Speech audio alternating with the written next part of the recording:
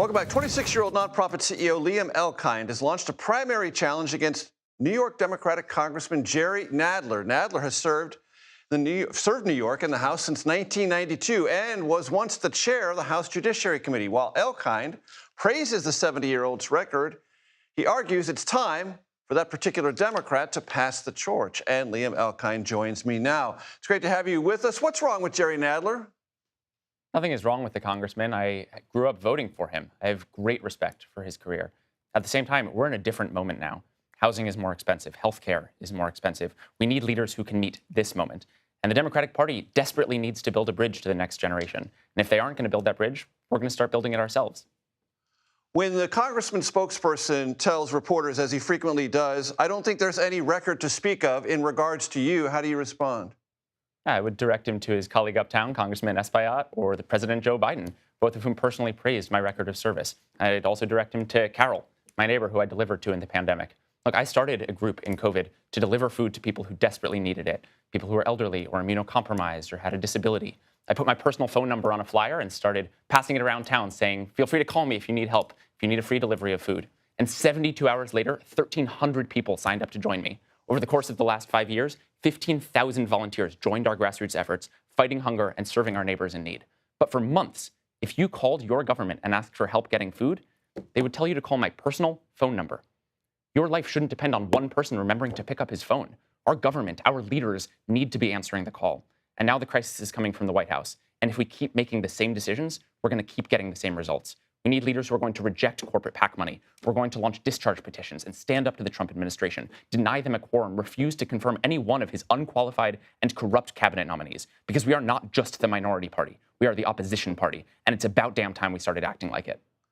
Liam, the legend has it that you had a chance encounter with Congressman Nadler in a conversation about strategic decisions going forward, and his answer left you unimpressed. Walk my audience through what that was. Yeah, I went up to the congressman and I said, Congressman, what is the plan? How are we going to get back power in the midterms?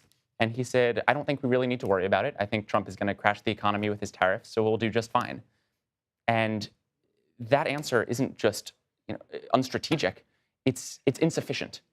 And I said to him, what can people who aren't in elected office be doing right now to support the fight against this rising tide of authoritarianism? And he said, donate to the DCCC. That is an outdated strategy. It's one that relies on corporate donors and doesn't focus on what the people need. The Democrats need to be the party of fighters. We need to be the party of organizers. We need to be more generationally relevant, better organized, and ready to fight. We need to fund transit, build housing, and destroy MAGA once and for all. It's been said that the winner of the Democratic mayoral primary, Zoran Mamdani, ranked 5th on your ballot for ranked choice voting. Is that correct? That's right, yeah. Okay. And that you disagree with the idea of freezing rents and creating government-owned grocery stores. True? To be clear, I think freezing rent is a good idea as a temporary stopgap, but it's a Band-Aid on an amputation. Long-term, we need way more housing. Okay. And how about that is to say, Zoran Mamdani's refusal so far to condemn the phrase, he has not said it himself, but he refuses to condemn, globalize the intifada. What do you think of that? I disagree with him there. What do you think of that? And do you consider that act of not denouncing that a soft form of anti-Semitism?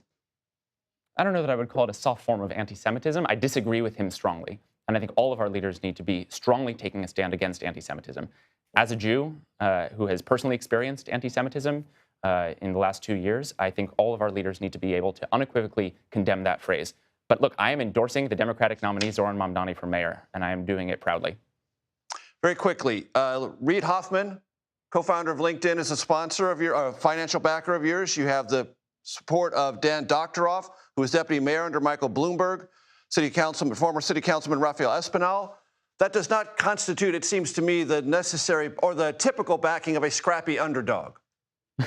I've been really lucky to attract support from across the ideological spectrum of the Democratic Party. That's what it's going to take to win. The days of ideological purity tests in the Democratic Party are over. This is the time to build a big coalition with a big tent and a big vision that's focused on getting points on the board, not a party with a narrow vision that is terrible at gaining political power. Liam Elkind, it's been a pleasure. Thank you. Thank you, sir.